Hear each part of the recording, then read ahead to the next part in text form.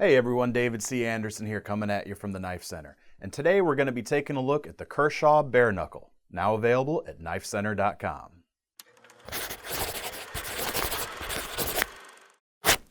The Bareknuckle, like the Kershaw Natrix, was inspired by the original Zero Tolerance 777. The Natrix is a well-rounded EDC knife that can tackle just about any everyday task, and has been a bestseller here at the Knife Center since its introduction. If you liked the Natrix but wished it could be made in America, then the Bareknuckle should be right up your alley. The Bareknuckle takes its cues from that award-winning design and provides a slim profile, excellent materials, and American-made quality. For starters, the blade uses Sandvik 14C28N steel, a fine-grained stainless alloy that was originally developed for Kershaw, giving the knife excellent performance.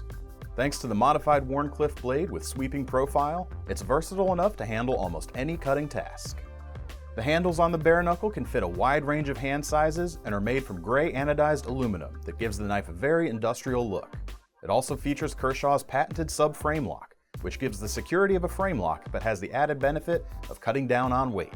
This pairs well with the deep carry pocket clip, making it feel like the knife is barely even there. Our favorite feature on the knife, though, is the use of the KVT ball bearing system.